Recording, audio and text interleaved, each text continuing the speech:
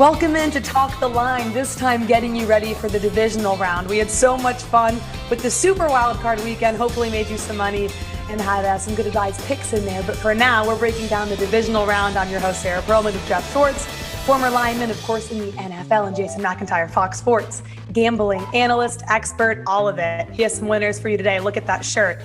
The name of this game for this show is going to be answering your questions. 60 questions in 60 minutes. That's the goal. We've yet to make it to 60 questions. I have a feeling we're going to get closer today with only 4 games, but we'll see. You guys can tweet us. You could use Talk the Line on Twitter. Hashtag that. If you don't like Twitter, not a big deal. Go on Facebook, join the Talk the Line Facebook group, and there drop your questions. We're going to try to get to all of them throughout this show.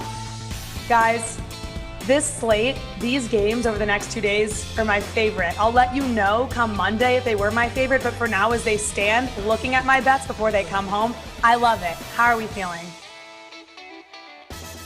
I'm excited we have football again this weekend. I'm never going to take it for granted ever again that we don't have football. So I'm pumped for this weekend. There's a lot of action. There's a lot of things that could happen, and I'm excited to watch all of it. Yeah, only 7 games left in the NFL season. Kind of disappointing. Let's look at it positively, though. Folks, this is going to be the weekend. Are the underdogs still barking? I mean, they've dominated this season, 56%, 4-2 last weekend. If you're taking some dogs this weekend, though, Sarah, got to hold your nose. There's some stinkers out there. I have a feeling at least one of us will be taking some dogs. Hint, J-Mac. Okay, let's get into the fan questions. You guys submitted them. Continue to submit them using Talk the Line. We're going to get to them. Let's start off. Todd M. Lines are tight. Any clear winners on the board? Let's take actually a look at the board right now. Of course, odds provided by Fox Bet. Looking at the divisional round, Tampa Bay and New Orleans. The Saints favored by 3.5. You have Baltimore, Buffalo.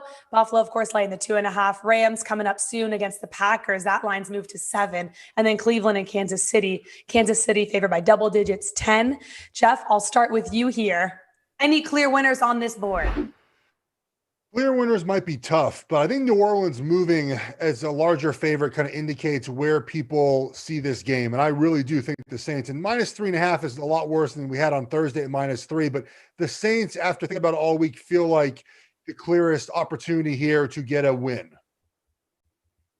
Yeah, I don't like the phrase, Todd, clear winners. Like if somebody tells you I've got clear winners, you should run. Don't walk, just run away from that analysis. Because listen, the market is super tight. There's only 4 games. I do think the 2 that jump out, number 1, Baltimore Ravens. I grabbed +3. That was my first bet of the week. Sunday night, it has not come back to 3. What is that telling you? That the market refuses to give you 3 because the professional gamblers with the big money, the $50,000, $100,000 bets, they're going to come right in and take the 3. You got to watch the numbers. I know we can make fun of Jared Goff in cold weather, and we can talk about Tom Brady 0-2 this year against Drew Brees. Like that's all fun, but what do the numbers tell you? And I think, as Geoff alluded to, you can look and, decipher some things when you see the Packers come off to 7 and then game day go back to 7. So you can read a lot into the numbers, but I'm comfortable with my position on the Ravens favored getting 3 points. Well, J-Mac, you did say we could talk about Goff in the cold. I'm going to talk about Jared Goff in the cold later in the show, so you do not want to miss that. But I think the Packers are the clear winner, not necessarily -7.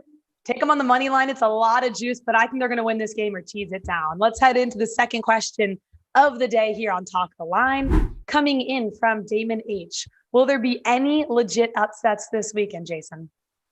Damon, I like that name, by the way. I think you can make a case. Hear me out, Geoff. Don't have your head explode. For the Browns, getting 10 and maybe winning this game outright. I was digging into the numbers, and you're hearing a lot of noise out there about, the Browns just won the Super Bowl, and the Chiefs can't cover in their last 8 games. But the one number that I dug up that was interesting, if you look at how the Browns have played defense, they ranked 29th in man coverage this year. They're playing a lot of zone defense. And Geoff, your brother's on the Chiefs. You know this. The ways that have contained the Chiefs and Patrick Mahomes is zone defense. Only rush 4, drop back in a zone. Don't let Tyreek Hill beat you by 80 yards and make Andy Reid hand the ball off to Edwards-Helaire or Le'Veon Bell.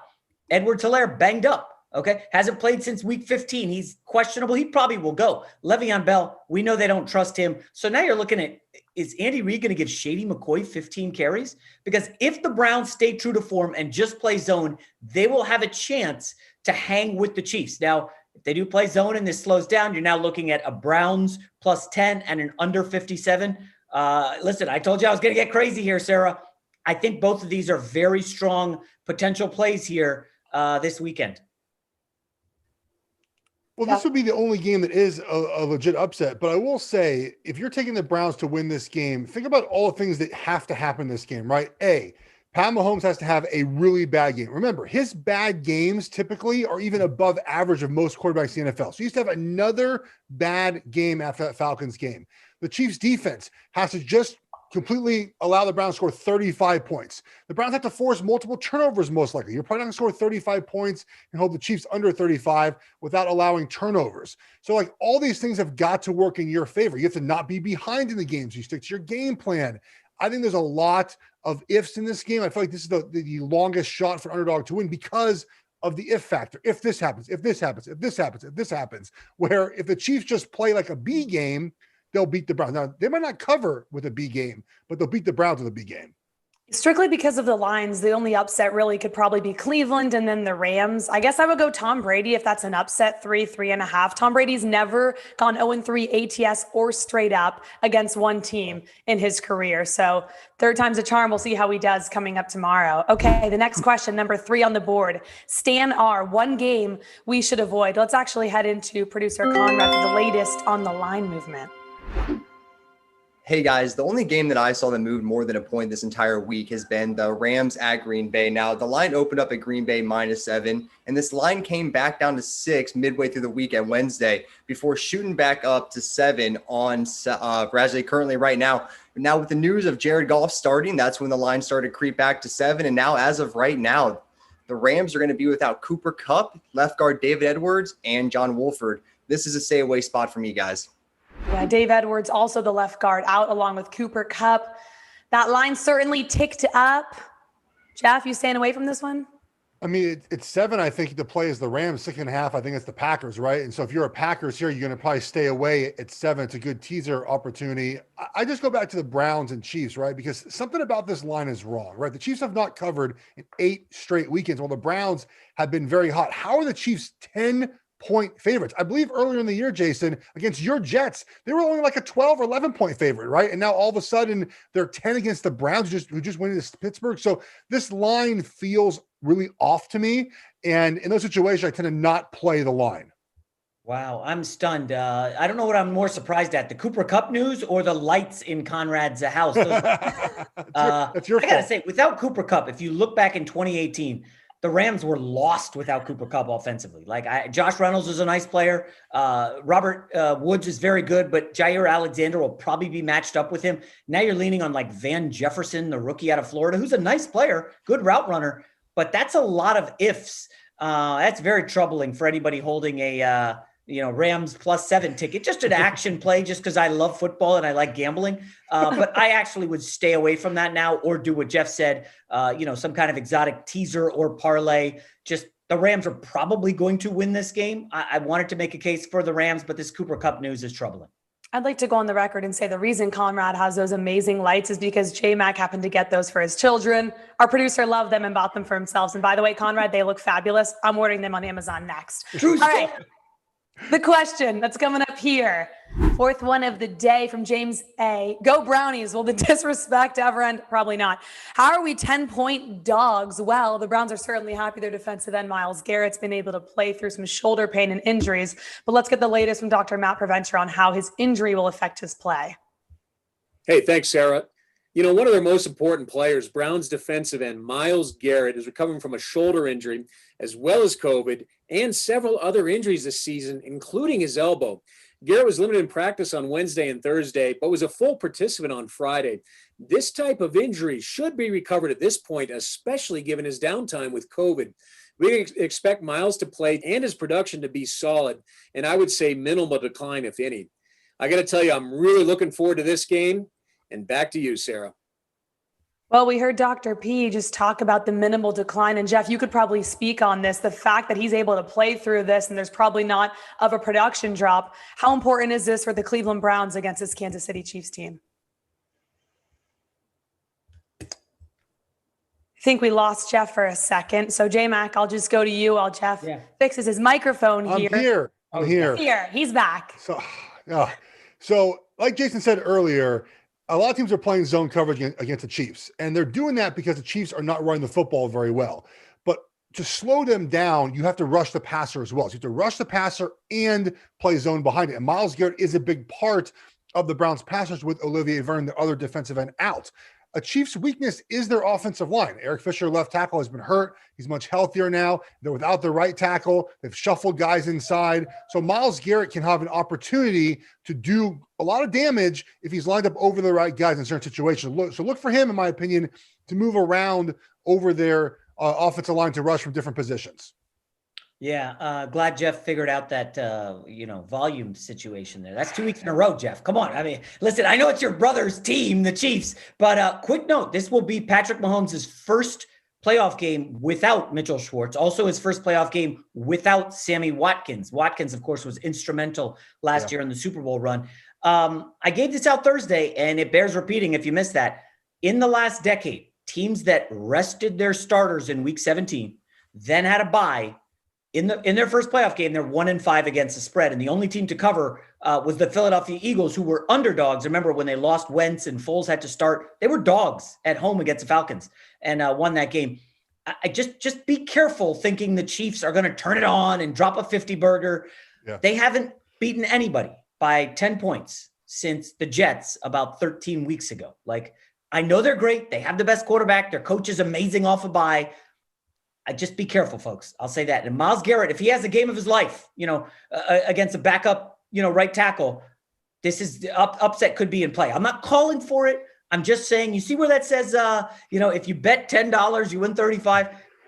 I think there could be some fun value in that one, rooting for the Browns against the Chiefs. I'm down. I'm happy to root for the Browns. Made some money last week on them. I like them to cover the 10. I don't know about the upset, but that's a huge spread as you mentioned, Jason. Okay. The next one coming in from Larry D. Will Mahomes go scorched earth on the Browns? Here's what I'll say. This Browns team has allowed 337.3 passing yards per game over their last three. J-Mac, you look at his total here, 320.5 against the Browns defense. What do you like? I'm just going to go full contrarian on this game altogether. Why not take the Browns? Give me the under 57, which nobody on earth is buying. And then I'll take the under on Mahomes. I think if the Browns are smart, right, they'll drop back in a zone.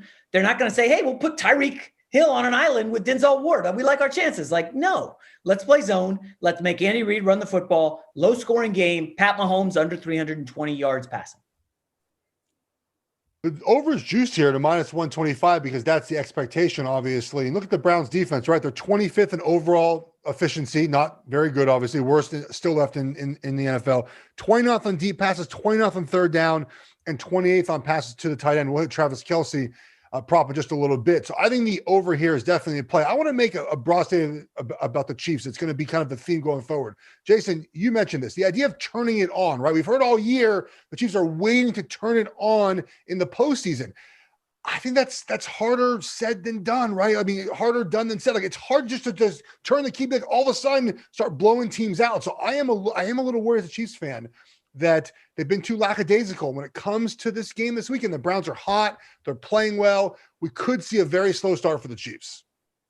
I'm with you. I think the 10's a big number, but in terms of Patrick Mahomes, I will never bet against him. Taking an under on Pat Mahomes is the most terrifying thing to do. You're watching the game and rooting for him to not throw a 100-yard pass to Tyreek Hill. Forget it. I love the over. There's a reason it's juiced. Let's see. Question number 6, you guys continue to send them in. Use the hashtag Talk the Line on Twitter. Join our Facebook group. Drop the questions in the Talk the Line Facebook group. We're going to try to get to them before kickoff starting up in just under an hour. Steve M., how are we feeling about Tampa money line? Third time's a charm. Is the third time a charm, Geoff? I don't think so, guys. There's a reason why teams win the first 2 games and over 60% of the time win the third game in the playoffs, because they're better teams, right? They're better teams. That's why they win. And I know Tampa's offense is much better. We saw that win. The Saints had 38-3 over 2 months ago. Tampa Bay's offense is different. But guys, the Saints defense is really, really good, right? They're second in the NFL in efficiency. They rush the passer at a high level. Lattimore, their corner, has faced Mike Evans multiple times since 2017. He's allowed 9 total catches in all the games they put against each other. So the Saints kind of have Tampa's number. I think continues this weekend. I would take Tampa to win this game. Excuse me. I would take the Saints to win this game. Yeah, it's a tough one. I wonder if this narrative that Tampa's hot and Tom Brady's on fire, and look at the last 5 weeks, like look at the body of work. Okay. Tampa's stepped up in class a few times this season. And with the exception of the Green Bay game 3 months ago, they've gotten their teeth kicked in every single game. Okay. Lost to the Saints twice. Rams led them soup to nuts. Okay. Chiefs push them around and win the game. And I'm going to add a couple things. Okay. Number one, I think Bruce Arians is the weakest coach left in the divisional round of the playoffs. It's not a slight to him. He's got a great history as an assistant, but when you look at the in-game decisions, I have not liked what I've seen in the big spots from him this year. I would say he's the weakest coach. And second, take a look at the Tampa Bay kicker. What's his name? Ryan Suckup. All right. I hope I said it's whatever his name is. Okay. He's missed 5 extra points, second worst in the NFL. Okay. If you don't get that hook and they lose by 4, it's going to hurt. Like I could see a scenario where Tampa, instead of losing by 3, loses by 4 and you lose your bet. There's no worse feeling, seriously, in betting when that happens. New Orleans 7-1 ATS outright when Michael Thomas plays this season. And guess what? He's playing. I kind of like the Saints as well. This is tricky. Maybe a teaser spot. Okay. Patrick E, which total stands out this week? Geoff, do you like a total? I know everyone's going to rush to bet the over in the Chiefs-Browns games, except Jason, but I'll go with the under in Tampa Bay, New Orleans. I feel like, again, we have 2 really good defenses here playing against each other. Davante David, Tampa Bay's linebacker, is number 5th in the NFL, defending passes out of the backfield. We know Alvin Kamara is a big part of that. Tampa Bay run defense, number 1 in the NFL. I talked about the Saints defense matches up very well against Tampa. I feel like we got a great spot here for an under when everyone is going to be betting the over. And lastly, too, the last 4 playoff games for the Saints, they've scored between 20 and 23 points. The offensive production in the regular season, for whatever reason, doesn't carry over in the postseason very well for the Saints. I like the under here. I saw a good total prop. I'm going to take the over on Baker Mayfield commercials that you see this weekend. Me over too. 12.5. Me too. In reality, give me the under on Rams Packers. I mean, this Cooper Kupp news is troubling. It's really got me rattled. I got to be honest, guys. I had not seen the Cooper Kupp news before we started this show, and I'm really shook right now. I almost think the Packers steamroll them now because I don't know where the offense comes from. Cam Akers, a rookie's going to go for $150. Yeah, that stinks. But anyways, I thought the Baker Mayfield joke would lighten the mood because it looks like the Rams are going down. I don't think anyone has the Rams but you, so I will focus the rest of the show, J Mac, and bringing you some good luck and some good energy. But personally, I want Green Bay, so it's okay. All right. The next question coming in from Derek T. Rodgers, Lambeau, enough said. Aaron Rodgers is seriously so good in cold weather, and that's exactly what we're getting. Below freezing temperatures in Green Bay. Let's hear from meteorologist Allison herself for the weather in Green Bay. It will be a windy day in Green Bay as Aaron Donald and the Rams take on Aaron Rodgers and the Packers in this divisional round matchup. A strong storm system will be leaving the region Saturday morning. Snow flurries are possible, but not likely by kickoff. What will impact the game are gusty winds as high as 20 to 25 miles per hour, and the wind chill will make temperatures feel a lot more like the 20s. So we will see if Aaron Rodgers can put up another MVP performance and lead his team to back-to-back NFC championship games. Below freezing temperature, Jared Goff, 0 for 2, 5 interceptions.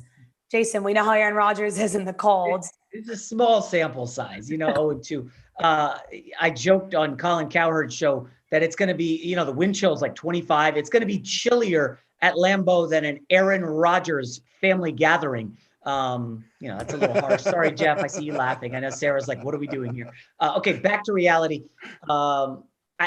Aaron Rodgers is probably going to have a field day. If you look closely at what Davante Adams has done, he's not like DeAndre Hopkins where they just line him up on the left side 85% of the time. They put him in the slot. They put him on the right, the left. They move him around to get him away from Ramsey. Last week, DK Metcalf moved all over the place to get away from Ramsey, caught 2 touchdowns, I believe. So I think Adams has a pretty good day with Rodgers. But Geoff has given this out like 6 times this year, folks. The Rams don't give up deep passes. They did one last week on a blown coverage, but this idea that Valdez Scantling is going to get loose ain't happening. if Rodgers gets between 12 and 14 days rest, so basically off a bye, he's 10-5-1 against the spread. He's very good when getting extra rest. And Allison brought up the wind. Okay, the wind is a much bigger factor in games than precipitation. I get Aaron Rodgers, strong arm, has played in wind multiple times against Jared Goff, who now plays inside, not the strongest arm. Like everything seems to be pointing toward Green Bay, which makes me feel a little bit off. Everything is pointing in the direction of the bet that I like. It's not a great feeling, but I think Green Bay here has everything going for them. Lastly, here on the Rams pass defense, they're actually last in the NFL. They allow the most separation on play action pass of any defense in the NFL. That's a specific spot where I think Aaron Rodgers, who's upped his play action pass percentages to up to almost 30% of his passes, has a really good opportunity to run the ball early on, kind of get the Rams defense thinking about run, and boom, hit him with a deep play action to get some explosive plays. So I think that's a part of the game where they find Adams one-on-one and get him some chances for some big plays. That's great insight for both of you. I'm looking forward to this game coming up in just a little bit. You guys continue to send your questions in using hashtag #TalkTheLine on Twitter or in the Facebook group. Drew L., well, let's stick to this game. Any chance Donald gets acquainted with Rodgers? I'd probably assume so. 45 tackles, 13.5 sacks, 4 forced fumbles this season. Of course, Aaron Donald dealing with a rib cartilage injury, but he's playing. He's good to go. But let's hear from Dr. Matt Preventer to see if that affects his game for today. Hey, thanks, Sarah. Rams defensive tackle Aaron Donald suffered a torn rib cartilage injury in last week's playoff game. You could feel him holding his side during that game, but I'll tell you, he's super tough and was able to get through it. Well, this week, Aaron did not practice on Wednesday and was limited practice on Thursday, but did practice on Friday. Earlier in the week, when asked how he feels, Aaron said, "No pain. I feel healthy." Well, we can expect him to play today, and from my perspective, his productivity will overall be quite good. But with rib injuries and defensive tackles, there are about 7% less quarterback hurries. Lastly, the Rams defense is just not as good without Aaron, as they have fewer sacks, fewer defensive sack yards. So it'll be really good to see Aaron out there. This is going to be a fantastic game. Back to you, Sarah. I just feel like as a defensive player, he's the most impactful person on the field. Aaron Donald today, his total for sacks set at 1/2. The over is juice, thinking he's going to get a sack -140. J-Mac, do you like this prop? I like Dr. P's. He's very energized. Did he go 4-0 last week and not tell us about it or something? I do have to say, I'm worried about the Rams, like the 9th time I've said that in 20 minutes. Aaron Donald is compromised at all, okay? They don't have to put 2 hats on him, right? They have Bakhtiari's replacement who can now get help against Floyd off the edge, against Brockers. Like, this is a big deal if Aaron Donald doesn't need to be double teamed at all. That's a massive help. Remember, Floyd has annihilated Russell Wilson this season, and Brockers is having a fairly good season as well. So Aaron Donald at, 93% is just not the same. I mean, that's a big loss. Everything's coming up is Sarah and the Green Bay Packers. I would not count Aaron Donald out of any game. I mean, he is far and away the best player in his position comparative to the second best player. Like that's how far the gap is. Even if he is at 75%, a lot of attention will be put on Aaron Donald. And the Rams scheme does a good job of getting him one-on-one where offensive linemen cannot help Aaron Donald. So even if he's at not 100%, he still will do some damage. I would take the over here. Look, the weak spot for the Packers can be at a guard position. Obviously, again, one-on-one opportunities. If they go for the play action pass, got to protect longer. So I think Donald will still be impactful. Plus, Jason, to your point, they know Cooper Kupp is out. They know the offense might be limited. They're going to have to do more defensively to make plays to keep this game close. All right. That's great insight, Geoff. I'm excited to see how this game plays out. Just for the prop, real quick, you guys would take 1 sack? Yes. It's a pass for me.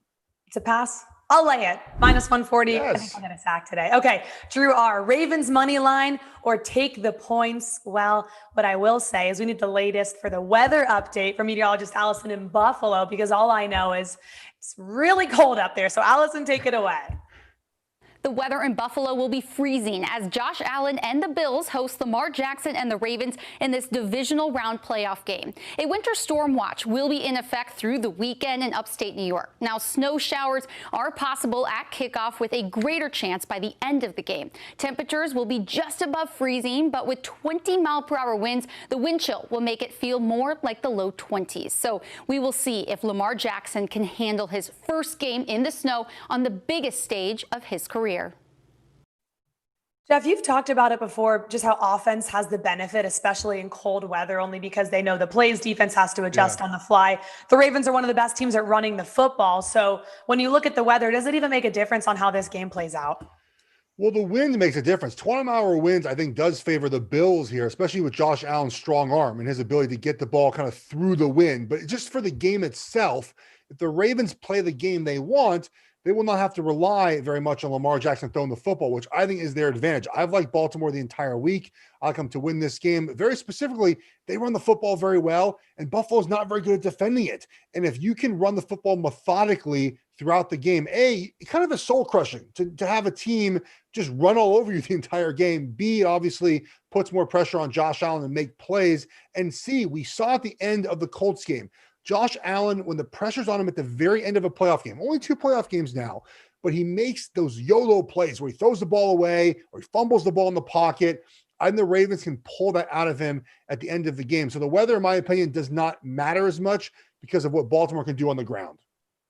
Lamar Jackson, a Florida kid, right? Played at Louisville. I know Baltimore, it gets cold. Yes, I'm from the Northeast. And they play a lot of games in Pittsburgh and Cincinnati and Cleveland. I just remember, guys, I'm having flashbacks to that Sunday night football game. Lamar Jackson in a monsoon in Foxborough, and he just looked like he did not want to be out there. That was what, by the way, one of the sports book's biggest victories probably of the season. Everybody and their mom was on the Ravens. They lost outright, I think by 3 or 7. Lamar in inclement weather, we'll see. I don't have a ton of confidence, but I'm already heavily invested at +3. So here's to the Ravens. I teased almost everything I have, like in terms of different bets with the Ravens +8.5. So let's just keep it close. I mean, I want you to win, but the future for the Bills, we'll see. It's a tough one. Okay. The next question is, Anthony D. Sarah, give me your best props from Ravens Bills. Anthony, I seriously thought you'd never ask. I love this pick. I'll just say it. Devin Singletary, over 2.5 receptions. And now it's juiced because the game's coming up. So it's later in the week. You got to get in early. When Zach Moss was injured, and of course he's not playing today from weeks 3 through 5, Singletary took about 60% of the offensive snaps, almost 88 in 2 of those games %. He averaged 14 carries, but 3.3 receptions. That's what stands out to me. You saw what the Ravens defense did last week to Derrick Henry, held him to 40 rushing yards. They're not going to run the ball. You have Josh Allen as your quarterback, of course. Short plays to Devin Singletary. I like the over here. He's getting 3 receptions. Take my shoe money bet and throw it on this. That's right. See those Louis V's? I might do our next show standing up so you can see my new sneakers I have. All right. Thank you for that question. I'm so happy I can give that pick out for so many reasons. The shoes, Devin Singletary, this game, Anthony. I don't know who you are. I love you. Next. Oscar M. Which underdog has the most value on the money line? J-Mac, what do you like here? I hate to revisit it, but right now the books, the biggest need is going to be the Rams. That's where the public is loaded up the most on the Green Bay Packers at home. Aaron Rodgers, cold weather, off the bye, yada, yada, yada. Just remember, folks, these sports books, they clear 9 figures a month, okay? And they're doing well. And they're rooting for the Rams here, and they need them. I think that's probably the best value on the money line, from my perspective. I think you're probably right. I mean, look, again, the Browns have more ifs. If this happens, if that happens, they can win the game. The Rams don't have as many ifs. It's more just like, is their defense going to play like we think? And can they run the football? And those 2 things alone can win them the game. So I think there is the value on this. I'll just throw this out there. Tom Brady in the playoffs, in the dome, playing a little bit better. I like the Saints to win this game and cover. But if you're looking to back not former Super Bowl champion, a 6-time Super Bowl champion, I wouldn't put it past Tampa to win this game. Yeah, it's always tough to bet against Tom Brady in clutch playoff performances. Guys, don't forget to send your questions in if you're joining us right now live using #TalkTheLine on Twitter or on Facebook. Join the Facebook group there. We're going to try to get to them in the next 30 minutes before kickoff and hopefully help you make some money. Sean B., is it worth buying the hook in Tampa Bay and New Orleans? Good question. If you're not familiar with buying half a point. So Jason, take it away here. So early in the week, this was 3.5, and then the professionals hit it and it came down to 3, but now it's back up to 3.5. So, I mean, if you like the Saints here, as Geoff and I kind of do, I guess you could explore the idea of bringing it down to 3, but that's a difficult decision right now. Good question. As Sarah said, I'm not personally a big buy the hook guy. I try to get the best number early in the week. I personally would not buy the hook here. I think when a number sits on a hook the entire week, it's more worth it to buy that extra half point. So when you buy the point, if it's -3.5 at -110, right? So you basically bet 11 to win 10. Now you might have to bet 12 or 13 to win 10 at -3, right? But since this line was at -3 for most of the week, you had plenty of opportunity to go grab this line, the number that you wanted. So at this point of the week, I would not go back and take that half point because you had the entire week to do so. If this sat at -3.5 entire week, then yeah, maybe you want to buy that half point to 3 and you feel better doing it. But there's no value in that now because you could have got this number for 5 days. Yeah, and just to kind of double down on all of that, that's why as you bet more, you kind of realize probably where the number is heading as you start to learn more, so you know when the better time is to buy it, right? To get the line early in the week or later, for instance. If you liked the Packers, you'd probably get it earlier in the week. If you like the Rams, you're probably waiting to kick off for more money to come in on a public team, hence the Packers. Okay, question number 14 of the day. Dan K, can Lamar and company run all over this Bills defense, Geoff?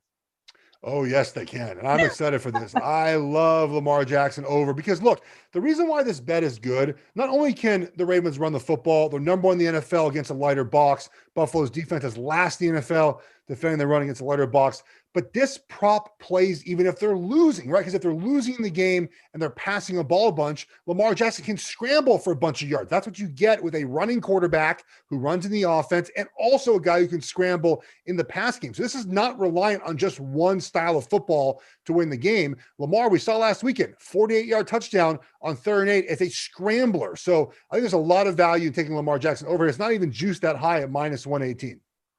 Yeah, my only concern, Geoff, is that all everybody saw last weekend was Lamar Jackson's touchdown highlight, right? It was the run of the weekend. I believe I saw a stat where he had 79 yards rushing before contact, meaning he was just scooting around against a really bad Tennessee defense. And Geoff, think about it. Is anybody going to bet a Lamar Jackson under after what he just did, given how bad Buffalo's been against running quarterbacks? Kyler and Cam both did well. Colts ran all over them last week. They've had 2 opponents rush for over 200 yards. I just feel like my bat signal goes up like, wait a minute, this feels too easy. 75 yards, come on. That's like 3 awesome Lamar carries. So I'm going to go ahead and pass on this one, a bit of a contrarian play. I'm not going to fade Geoff here because obviously he's been a prop king on this show. But I just feel like it feels too obvious, right? Too obvious. I love it. Give me the over. Give me more sneakers. Put my sneaker pick. Oh my goodness. 100%. That's a breaking 1, maybe 2. 75. Yes. He's going over. I love this one. Maybe I'm too confident. I'll find out after the show. Maybe I won't show up next week if I lose both. All right. What do we got next here, Conrad? I need some confident picks from you guys, by the way, coming up soon. Malcolm B, are we sure Goff can perform in the cold? I already said what he's done in the cold in 2 performances. So let's actually hear from Dr. Matt Preventure on how the cold, probably with his thumb surgery and all this going on, 4 screws in there, is going to affect him today. Hey, thanks, Sarah. You know, Rams quarterback Jared Goff is set to start today versus Green Bay. Earlier in the week, head coach McVay said Goff is making progress this week at practice. Well, in regards to his thumb, Goff said, I think it feels good. I'm in a good place with it. Over time, just over and over hitting it, there's a slight soreness, but nothing that's hindering me in any way. We all saw Jared play last week, and he looked fine and had a 93.1 QB rating. However, this week, the temperature expected to be in the 20s in Green Bay. This type of injury in cold weather could get a little bit stiff, and I would expect Jared's productivity to be down a slight amount, about 6 to 9% overall. And look, it doesn't get any better than January playoff football in Green Bay. This game is going to be great. Back to you, Sarah. All right. Thank you very much, Dr. P. Jason, does this affect the way you look at the game? I know you had a little bit of money and you've kind of gone back and forth now with the Rams, but just hearing about the weather and the screws in his thumb and now 6 to 9% decline. What are your thoughts on this game coming up here soon? So, you know, Sarah, we've talked about this at various times this season. This whole idea of once narratives get out there, anytime you turn on a podcast, a TV show, a radio show, everybody's saying the same thing. Jared Goff can't play in cold weather. He's got small hands. Remember the NFL draft, Jared Goff? Oh, he's only like 9.25-inch hands. Like that's all we're hearing this week. I was looking at Goff at practice this week. It was 80 degrees out here in LA. Goff is wearing gloves. I have this feeling he's going to be ready for this one. And like everybody's projecting a terrible performance. Let's remember, other than Jair Alexander, the Green Bay defense is not great. Okay, they can get after you on the edges, but we know what the Packers' game plan is going to be. We need to stop the run. I think that could open up things for Hybe, the tight end. That's a guy I would look at for some props. He has stung me a couple times this season in fantasy football. I think Goff's going to play okay. I don't have the prop number in front of me, but I'm not expecting him to totally vomit all over himself, the $126 million quarterback. He better show up here. Sarah, we spent like 35 minutes telling Jason how bad it was for him to bet on the Rams. I feel like we're going to continue doing this here. Like, I feel bad for Jason. I respect Jason holding his ground. If this was me, you guys would have flipped my side already. I would have went and doubled down on the other side. So Not committed, baby. He's sticking to your guns. All in. Look, Jared Goff, though, is not even that good when it's a little bit warmer. Between 36 and 50 degrees, he only completes 55% of his passes. I think here's why the cold matters. It's not so much, in my opinion, the actual gameplay. It's kind of everything else, right? Your warm up before the game takes a little bit longer because it's cold outside. You're just talking about it all week. Hey, the cold's coming this weekend. Are you ready for the cold? Can you play in the cold? You ready for the cold? Can you play in the cold? The entire week, right? Then the sidelines in between drives, it gets cold again. And those heated benches, by the way, I'll give you a little inside info. Those heated benches are either cold or like lava hot, where you can't even sit on them. There's no in between. So those benches sometimes aren't even good enough because they're so dang hot you can't even sit on them. And so I think all those factors play into why certain guys struggle in the cold. It's not really the cold while they're actually playing in the game. It's everything else around the game that bothers guys, and their preparation is just not the same when they head into Sunday. Geoff, just out of curiosity, would you rather when you were playing been on a freezing bench or just like you're burning up when you're sitting there? I'm just curious. I always played this game where I would be like half on, half off, stand up, like I put a towel down. Like there was always try to do it. The hands, man, the hands were the worst. I try to make my hands stay warm. I'd rather just be the big overcoat, no bench. I'm going to have to go back and find footage of you on the sideline after this show and see what happened in the cold. All right. Alex S. Geoff, what's your best bet on a 4-team money line parlay?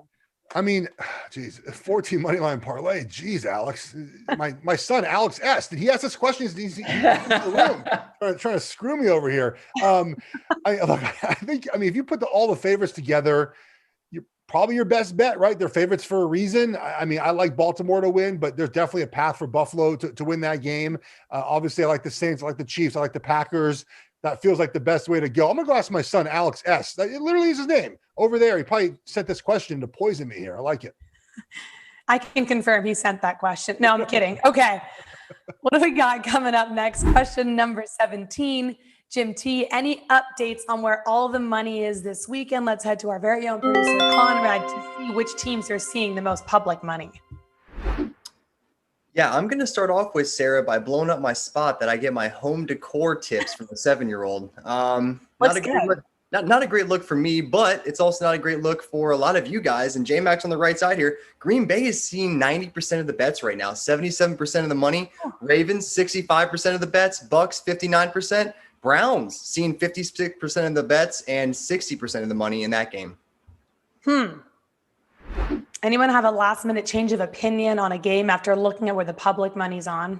Well, so Sarah, a couple things jump out. First of all, anything under 60, I don't put a whole lot of stock in, but Sure. Browns, 56%, a public dog going against the Super Bowl defending champs. Boy, we could be on the wrong side of that one. That could be a Chiefs bloodbath. Listen, I'm sticking with the Rams. I'm pot committed. It feels like, how about this? It's 23-10 in the fourth quarter. This has long been over. Jared Goff against a prevent defense goes down the field and gets in the back door, and they lose 23-17, and I win. And I can totally see that. We've seen the Packers kind of go into just default slow down mode a couple times this year. Listen, they let Carolina hang around. I wish I had the number in front of me. Maybe I'll pull it up when I can here. But I feel like when they've been favored big, they haven't always delivered. I definitely remember that Carolina game because I was on Carolina. And again, it's the playoffs.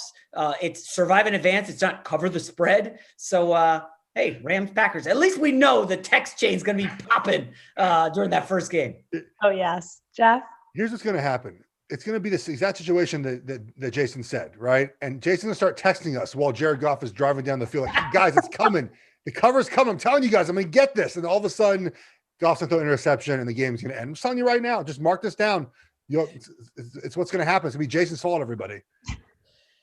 All I have to say about this is there's a running joke, and it's not even a joke anymore. It's really accurate in our group text. If J-Mac normally, it could be Geoff sometimes, someone says something, my bet is jinxed. I'm normally on the wrong side of it. My bets have been jinxed. Conrad's with me. I can see Conrad laughing in the corner because he knows we have a group text. A text goes off, it's jinxed. So no one text during the Rams game. All right, now that that's settled, what do we have up next here, Conrad? Roy C. Popcorn's ready for Adams versus Ramsey. Will Davante get the best of Jalen? And there is a good prop I know from Fox Bet offered today. Davante Adams, 100 receiving yards and to score a touchdown, 3-1. I'll just start off by saying I like it. I think Jalen Ramsey's going to be on him, but I think J-Mac, you pointed it out. They're going to move him all over the place. There's no way Jalen Ramsey's moving all over the field. He's going to stay where he is. I like Davante Adams. I believe his total's over 81. He's normally in the 90s range. I like him to go 100 plus in a touchdown, but I'm bullish on, in my opinion, one of the best receivers in the game. So J-Mac, I'll start with you here. Feels a little inflated, but I will say this. Aaron Rodgers, as we know, has rabbit ears. He's blocked me on social media before.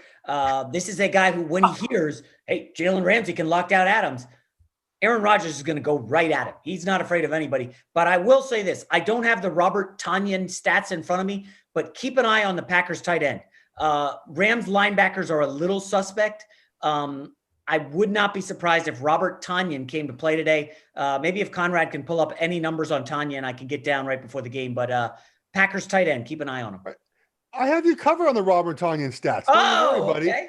59 targets this season, 11 touchdowns. The Rams defense this year has allowed 7 touchdowns to wide receivers, best in the NFL, but also 7 touchdowns to tight ends. And his anytime first touchdown for Robert Tonyan is plus 850 this weekend. Now, his anytime touchdown, though, is like plus 110. Kind of, so people are kind of on the same side of us there. But first touchdown at plus 850 is kind of unique here. Let's talk about this one real quick. Jalen Ramsey has only allowed 309 yards all season. All season, he's allowed no wide receiver that he has faced. He's faced DK and Amari Cooper and Hopkins.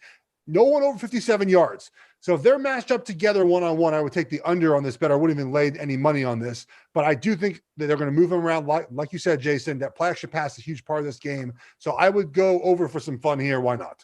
17 minutes to answer the rest of the fan questions we got throughout the week. And today, use the hashtag #TalkTheLine. We're going to try to answer them before the show ends. Evan M. Will Cleveland running backs have a day on this Kansas City run defense? Good question, Geoff. I'll start with you here.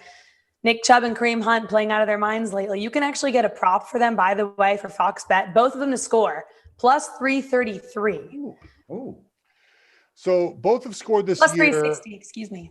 Both have scored this year 5 times, and they've obviously rotated various weeks when they've been out.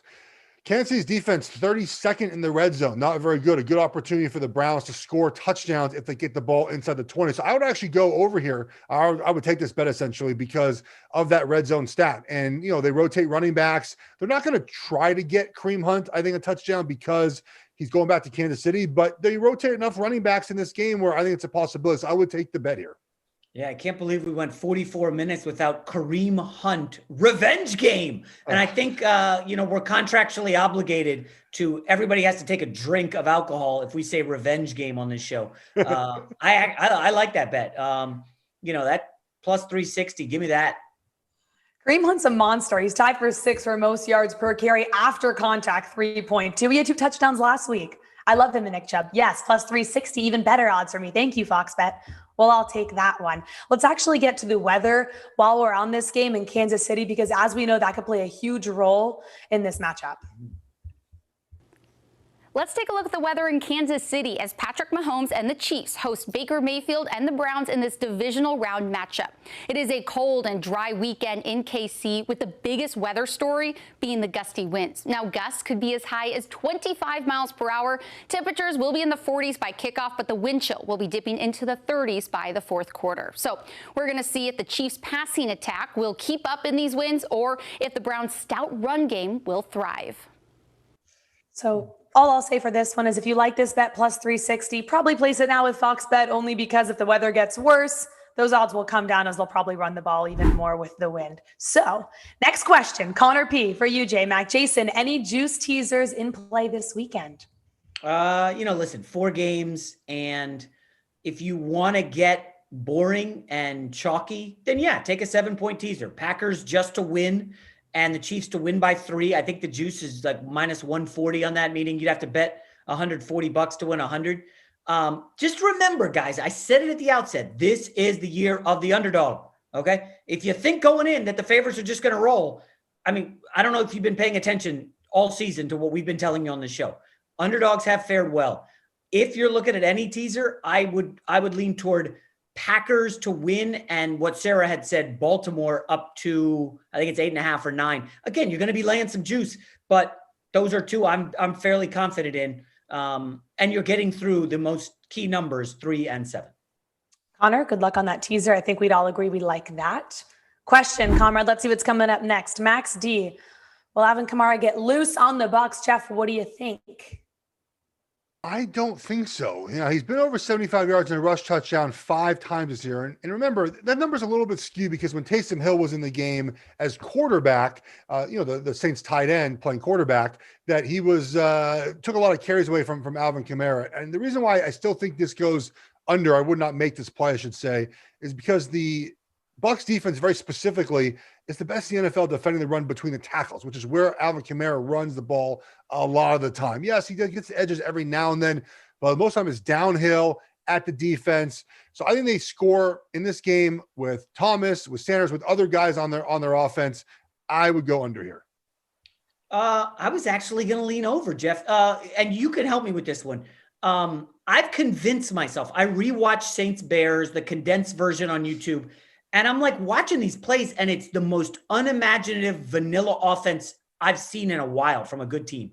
And Geoff, I almost wonder, is Sean Payton playing possum here? We're not showing you anything against the Bears, a team we're going to beat. And oh boy, are we going to come out against Tampa and you're going to see everything. I think with Michael Thomas, this new little Smurf they got on the outside who was really good against the Bears. Yeah, I think we're going to see the total package here. I expect an explosive offense, which then opens things up for Kamara. So I would lean to the over. Second half, nursing a lead, Kamara over and a tutty. I like Kamara to score. I lean under on his rushing yards as well for the reasons Geoff said, but I do like the touchdown prop. So we'll see how that plays out. Okay. Question number 22 of the day here on Talk the Line from Jordan F. Will we see a big day from both QBs in Baltimore and for Buffalo, Jason? What do you think? Well, I believe the weather report said 20-mile-an-hour winds. So, I know Josh Allen has one of the biggest arms in the league, but I don't think in a divisional round playoff game you want to be airing it out against this Baltimore secondary. I would lean to the under here. We know Lamar Jackson's he's not going to throw it a ton. This feels like a between the tackles game for Baltimore. And of course, this plays well to Sarah's Devin Singletary sneaker bet. Shucks, I might have to go grab me some Devin Singletary right now. Cause if the wins are 20, he's not going to be airing it out to John Brown. He's going to be checking it down to the tight ends and the running back. So yeah, I would lean under. I would surely lean under here, especially for Lamar. If we're combining these together, we talked about the win, and the Ravens don't want to throw the football if they don't have to. Something to also consider. I don't know how much this will play into this game. Brian Dable, the Bills' offensive coordinator, the reports came out today that he is the next Chargers head coach, at least seriously considered for that job. And those reports typically don't come out unless they're very true. So how much of it is his mind already on his next job? I would say probably not a lot. But he's probably spent time this week thinking about the Chargers and maybe a little bit less time thinking about the Ravens. It might be nothing. It might be something, just something to think about during this game, because we saw him call a little bit of a conservative game against the Colts, in my opinion. They had to score a bunch in that 2-minute drive before the end of the first half. So just something to think about as you watch this game. Okay, let's get on to the next question. That's great insight, Geoff. I'll be curious to see what's on his mind during this game. It could be his next job. Vinny W, down to the final 8 teams. Who is taking home trophy come February 7th? Geoff, I'll start with you on this one. I'm going Green Bay Packers. I've been on them for a while now. I know that my brother plays for the Chiefs. I get it. He's probably going to text me angrily after this. But the reasons why remind me a lot of the Chiefs from last year, which is they're ascending at the right time, guys. Look at what happened last year with the Chiefs. The back half of the season, the last month, his defense played a lot better. Guess who's playing a lot better now? The Packers defense. Aaron Rodgers playing really well. Mahomes played great, down the stretch. 2 home games. Go to Tampa. I like the Packers here. Put me down for the Saints. Only team still. I feel like I've been saying this for like 8 weeks. Top 10 in the NFL, special teams, offense and defense. I have zero fears about the Saints going to Green Bay next week, should that game materialize. I like the Saints a lot. And I do also like the silly fairy tale narrative of Drew Brees going out on top, winning a Super Bowl in his final game, the same way Elway did, the same way Peyton Manning did. So give me Saints. I don't know what to do here because you guys don't have a future on the Bills. I'll just stick with the Bills, although I kind of like the Ravens today, but I wore the Bills hat on the show. It's now 6-1. I'm going with the Bills again. I have to stick to it. Okay. Let's get through a few more questions, guys, before we get to our cheat sheets, our biggest takeaways leading into these weekend's games. David L., can the Rams score enough to keep up with the Packers? It's a great question, Jason. What do you think on this game yet again? Sarah, you keep coming to me first on I got to know what you think about this game more. Deep dive here. I feel like the hashtag Talk the Line group on Facebook is just coming after me. They're just not happy that I'm going against the Packers. Can they score enough without Cooper Kupp? Hell no. 20-17, Packers win. Jason gets the cover. And I do a little victory dance on the show next week. I'll hold you to that. Geoff? A very convenient score there for Jason. The Rams have not scored over 27 points. Excuse me, I've only scored over 27 points twice since week 4, including last weekend. Remember, last weekend, they had a defensive score as well. So I think if you're looking at them to score a bunch of points, they might have to generate one of those off special teams or off of a defensive score. So I would lean under here, but I don't think I'd play it at -143. I kind of would stay away from this bet altogether. Ooh, yeah, it's a stay away for me. A few more questions left here, comrade. Let's see what's next. Chris C., can we expect a big day from the best tight end in the game versus the Browns? That's Travis Kelce, of course. Let's see the prop we have with Fox Bet. Travis Kelce, 75 plus receiving yards and a touchdown, plus 137. I love him in this game. Geoff, how do you feel? So I'm going to put my pancake pick on this one because this is supposed to be my confidence picks on Thursday, but I did not do it because I already had too many Chiefs props in this game. Travis Kelce off a bye with Mahomes and Andy Reid is over 90 yards in 5 of those 6 games. We know the Browns, like I mentioned earlier, 29th covering the tight ends. They've allowed the bottom third in the NFL in catches, receiving yards, targets, all the things that are really metrics towards tight ends. The Browns are very bad at. Kelce and Mahomes been studying all week. There's reports about it. They have a great connection. I love this bet this weekend. And you get a little plus money. Jason? Yeah. You can't go against a pancake pick, right? Yeah, you just can't. You couldn't have said it better myself. I'm never going against a pancake pick. Okay, a few more. Let's get to him here. Brian V., thoughts on my parlay? Bills -2.5, Browns +10, Saints -3. Jason, rate this guy's parlay. Brian V., that's not terrible. On a scale of A to F, being F obviously the worst, I give it a B, solid B. Listen, you got the 2.5 with the Bills, you get the double figures with the Browns, and you get the straight 3 with the Saints. That's about as good as you can do, buddy. Let me up it. B+, Brian. Well done. You got the best of all the numbers. Like, how can you be upset with this parlay, right? Got the best Bills number, got the best Browns number, got the best Saints number. It's a great job. In terms of betting, a B+ might as well be 100 for me. The B+ that's great. That's great. Okay. Let's see. Getting through a few more. Bracy W. Bracy, nice name. Can this teaser lose? Ravens +8.5, Browns +16. I love the Ravens +8.5. The Browns, that just team scares me. I don't know why. Geoff, what do you think about this teaser? If the Chiefs can turn it on, the Browns are getting smoked. I always stay away from putting the Browns in this. Yeah, I'm with Geoff. 16, that does nothing for you. Mathematically, there's no win there whatsoever. I like the Ravens part, but it does kind of feel like either the Browns are really close in the game and cover and nearly win, or they get waxed like 42-12 or 42-13 or something. I'm with you on that. Okay, let's get with 1 or 2 more questions before we get to our cheat sheets here. Michael D., Battle of the Dinosaurs. Which old man has the better day? Jason, what do you think? Tom Brady? I'm going to file this away and call this clip up next year. I do believe the the Buccaneers really struggle. I think there's tension between Brady and Arians. I don't think Brady has a good game, and I would not be shocked if Bruce Arians got shoved out after this game. Brady wins that battle, that tug of war that's been going on all season. What kind of offense are we going to be? And somebody else is in there, maybe Josh McDaniels or someone. But just watch this Bucs offense, okay? If it goes sideways and the Saints beat them, Arians is going to be the fall guy. I'm a little shocked at what you just said. I didn't think that he would be fired, but I keep staring at this number. 500 pass yards for one of these guys at plus 4,500. I like taking long value on some of these bets, but Sarah, I can't do this one, right? I mean, it's not going to happen. I mean, their arms have to stay connected to their shoulders. So it's a stay away. It's a stay away. Okay, let's get to the 3 takeaways, the cheat sheet, where we're looking, how we're going to make some money for the games kicking off in less than 10 minutes. So, Geoff, I'm starting with you. Let's hear it. I've been warning Chiefs fans now for months about this flipping the switch, right? They've talked about, that's the playoff time now. It's time to turn the switch on. But can you do that, right? They haven't done it in a long time. They haven't done it in months.